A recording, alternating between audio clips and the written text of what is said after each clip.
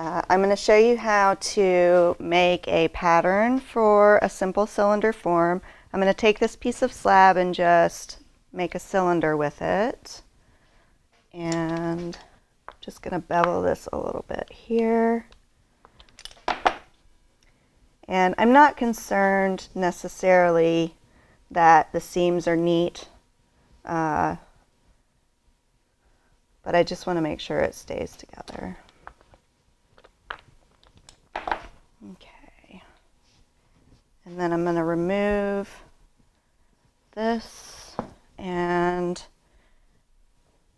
now I want to decide what kind of angle I want this cylinder to move towards. And you know, I usually go up and in, but you could also go up and out.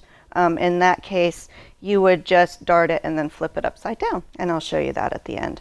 Okay, so I'm not going to dart on the seam, but I am going to dart in two places right across from one another. And I'm going to go almost all the way down to the bottom here. And I'm just going to cut straight up. And then I'm going to do it on the other side.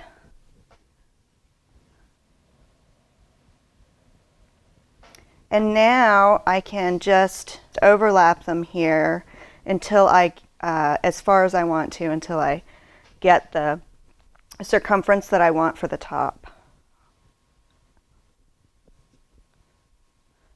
And once I've decided, I'll cut off some of the excess here. And again, it doesn't matter what these seams look like. They're not design elements at this point.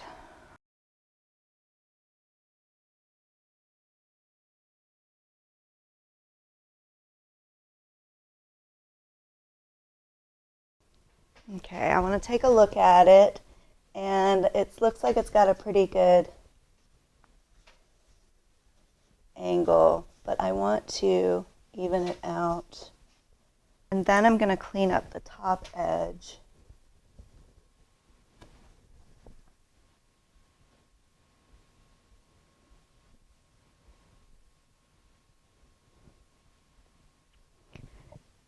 And this is just sort of a rough draft.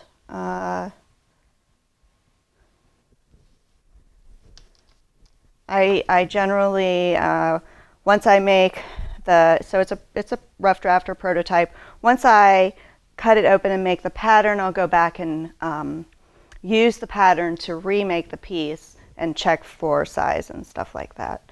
So I've got the top cleaned up. So now I can cut it all the way open, and I'm going to make one cut first. So you can see where the darting has caused formed a curve here.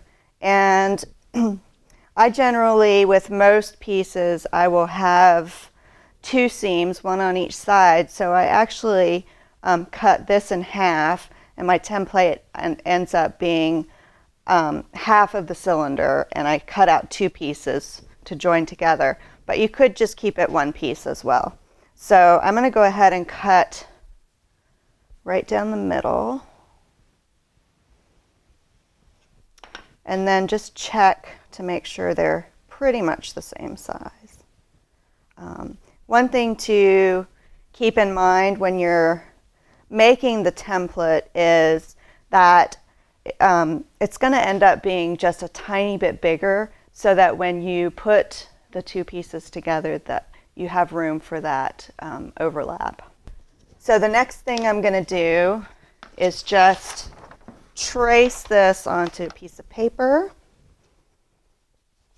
And a lot of times, if I use a Sharpie,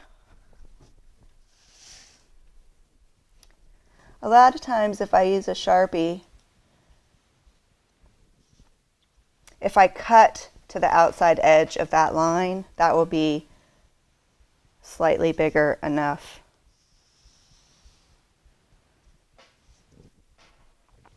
So I've made, this line has a thickness, And so if I cut to the outside of it, that's going to make it that little bit longer, which is enough to make the overlap.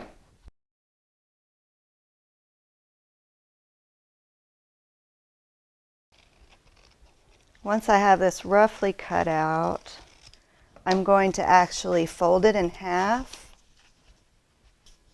and line things up a little bit better. This is actually pretty good. These two, this curve is the same as this curve. And now I have my new template.